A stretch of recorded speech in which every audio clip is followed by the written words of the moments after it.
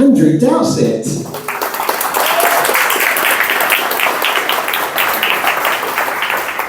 Good morning, everyone. Thank you very much for having me. I always like to start with a question.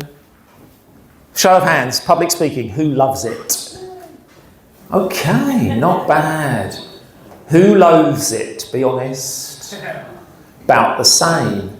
So in reality, the rest of you that didn't put your hands up probably fall somewhere in between. You have to do it maybe as part of your job. You neither love it nor hate it. Those of you that love it, fantastic, you're already on the road. Those of you that loathe it, you still got to do it.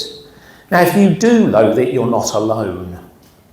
A recent piece of research done by YouGov, by Push Doctor for YouGov, found that around 75% of working age adults have some kind of anxiety when they have to stand up here and talk to other people.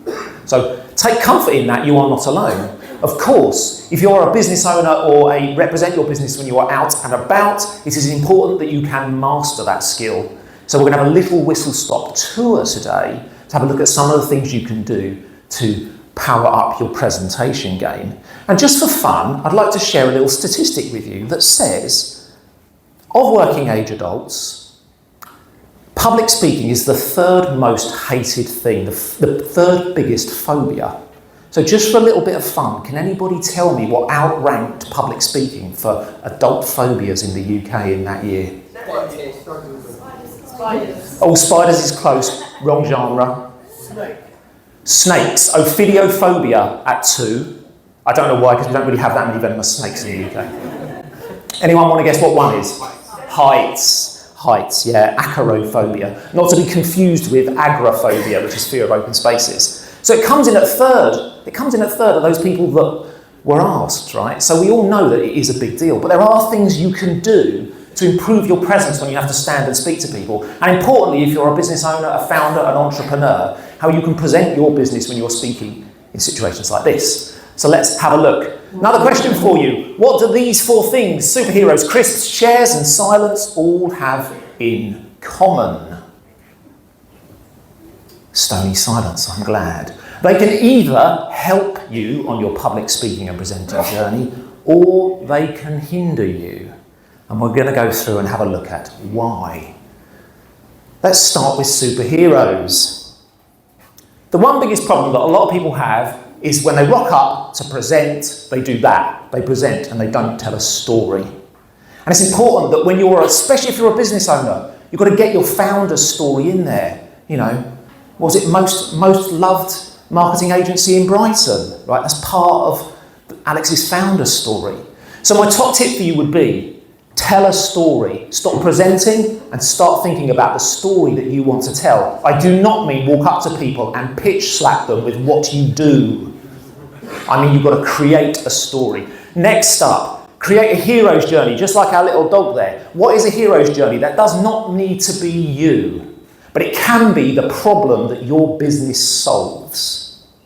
Okay? It can be something that you can find and you can say to people, can you relate to this? Do you understand the problem that I'm talking about? Fantastic. My solution fixes that problem. Suddenly people aren't relating to you that you are selling at them. They're relating to the problem and your solution. And of course, what does every hero need? Every hero needs a common enemy or villain. I will give you a little example here. Something like data could be the villain. You can't access data. Oh, but my solution helps you gather that data together. If your marketing is terrible, let's talk about data. Pulling in your data together. My data solution solves that for you. Data is the enemy. So it doesn't necessarily mean that the hero is you. It doesn't necessarily mean the hero is your business. But it might be the solution, and the villain might be the problem that you solve. Okay? Moving on, crisps. There is a common misconception amongst people that are in the public speaking world that if you suffer from nerves, and particularly dry mouth or cotton mouth, eating crisps is the answer before you go on stage. This is supposed to coat your throat with grease and things and give you a little bit of salt in your mouth so your saliva starts running and it stops you getting cotton mouth. I myself have even parroted this early on in my career as the solution. So I did a bit of research last week because I thought, what am I going to talk about when I go to the BBC? And I had a look. I can confirm crisps are not the answer. They really don't work. There is no evidence that I could find to suggest that crisps will help you if you do suffer from dry mouth. So what can you do? Let's talk about nerves. The reality is, even though we've opened on crisps, nerves are your biggest battle usually when you get up here. Nerves are the thing that will derail a really well-planned speech, or if a joke doesn't land and there's a tumbleweed through, before you know it, you're going to be going, oh my gosh, and you're off kilter. Crisps aren't the answer. If you do suffer from dry mouth, keep some water nearby.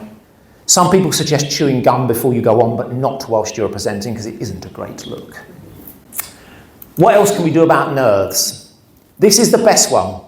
Breathing. Now, we all do it every day, but most of us don't do it very well. And we've had people come to the BBBC before and talk about breath work seminars. We know the power of breathing well. I'm a bit of a yogi myself, so I love a bit of yogic breathing. Okay, for those of you that know box breathing, in for 10, out for 10, hold for 10, around you go.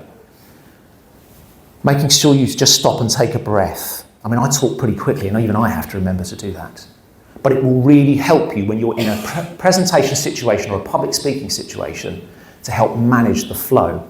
And lastly on that, practice. You will be amazed how many people come to my workshops and say, the only thing I think about when I go to do a presentation is not tripping up and getting out the other end without looking like a wally. Right? That is not the best approach to presenting at all. The best approach to presenting is practicing. That might be 5 minutes before you walk in the room if that's all you've got. And I understand that. That is sometimes the reality. But it might also be cringily setting up your phone on selfie mode and recording yourself to see how you look when you are presenting. And you will be amazed at how easy it is to then spot your own tics. I have a wandering hand. This hand just goes off and does stuff. I have to and bring it back in. Often I'll put the clicker in that hand because I'm a lefty, so this hand's a bit more active. But I do, that hand wanders off. If you spot it, just tell me. Have a practice. Video yourself. It is a bit cringy, but it will help you out. Crisps, no. Practice, yes. Okay. Chairs. What have chairs got to do with it? There's a couple of things I want to say. If you are presenting, use the space. This is a big space, so I am deliberately moving around. It would be a different vibe if I sat. Not terrible, because I've already kind of set the room up and you're now all listening to me. But if I just walked in and sat down, very different power dynamic. So be aware and be wary of if someone offers you a chair when you're supposed to be presenting. If you're in a boardroom situation and you are pitching, stand up. Standing up is the biggest power move you can get. Why? Because most of us went through the British schooling system and most of us were told to shut up and listen to the teacher when they were stood at the front. So when somebody is stood, just like all your lovely faces now, can't see many people on their phones, which is good for me, you're paying attention to the teacher at the front. So standing up is your big power move. I'm going to mention about picking your spot, which kind of goes with chairs. In a big auditorium like this, one of the greatest gifts you can ever give yourself if you are nervous is to stand at the side of the stage, like I did at the beginning, and go. And in my head I was like, right, I'm going to walk to there before I start talking. I picked my spot. There is nothing worse than wandering onto stage kind of going, okay, right, hi everyone, I'm here today to talk to you about blah, blah, blah. It doesn't set you up well. You've got one chance to make a good first impression. So as you walk on, pick your spot. Now I appreciate you might not be walking out onto a keynote stage every time. This might be turning up to a networking event and you don't know anyone. Pick your spot. Rather than loitering by the door, head to the bar, head to the coffee station. But as you walk in the room, pick your spot. It makes you look much more confident. Plan your opening and plan your closing. I walked in with a question, which a lot of people like. Gets people thinking, gets people to actually sit there and think about what you want to do. There's lots of ways you can plan your opening, but do think about it. Don't go, oh, it's great to be here, everyone. Thanks for having me, blah, blah, blah, blah, blah. Plan your opening. Have something snappy to say. Have the thing that you want to talk about as your opening. And lastly, of course, plan your closing. Your closing was brilliant, by the way. Absolutely brilliant. Lastly, silence. If you do make a mistake when you are presenting, don't go, oh, sorry, Martin, can we go back to my previous slide? I missed a bit. It ruins your credibility, and it ruins your credibility. Just don't do it. There's two things you can do. The next best thing is to say it as the thing that you missed, even though there's no slide on the screen right then, and say, here's the gold dust, I've kept it back to the end. Or just forget about it, because nobody else, the 100 people in the room at the time, will know what you were planning to say anyway. So they don't know that you've missed something. Unless it is absolutely business critical, then just say it as the next thing. Otherwise, just leave it out, because there is nothing worse as a credibility killer than going, oh, we need to go back. Slow down. I am guilty as sin at this, because when I get very animated and I get excited, maybe I've not been doing my breath work and I am a little bit nervous or excited about being on stage, and then I pick up speaking before you know, people can't really understand me, and everybody doesn't speak English as the first language, you're never going to keep up what I say, right? Slowing down. There are two reasons for that. One is people will take more of what you say in. Okay, so you're doing yourself a favour. Because the recent piece of research I read said that when I walk off stage, you will remember maybe 25% of what I've said. 25%! So the 75% that I rushed through was largely irrelevant. If you want to improve that figure, slow down a bit. The second thing is, if you slow down, you tend to draw people into your conversation more because they start leaning in. Oh, what's he going to say next? And lastly, I'm going to finish that one as well with embrace the power of the pause. The power of the pause is the best piece of information I can give you today. This is my last thing and I'm going to end on it.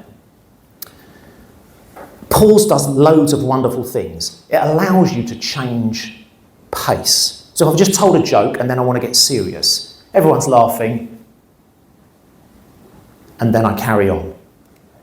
It also allows your audience, if you're presenting data and you're in a business environment, to actually process what you've stuck up on the screen. Because we all know that if everybody's reading loads of information on the slide, they're then not paying attention to the guy on the mic, and vice versa, or the girl on the mic. So bear in mind that pausing can absolutely be your friend. More than anything else, it allows you to take that deep breath if you are breathing shallow. And lastly, it gives your brain just a little bit of time to think, what am I saying next? So that you don't have to keep referring to your notes or looking up at the screen behind you. Power of the pause is a wonderful thing. Even if you're only presenting for 7 to 10 minutes like I am, make sure you make it count. And that is it.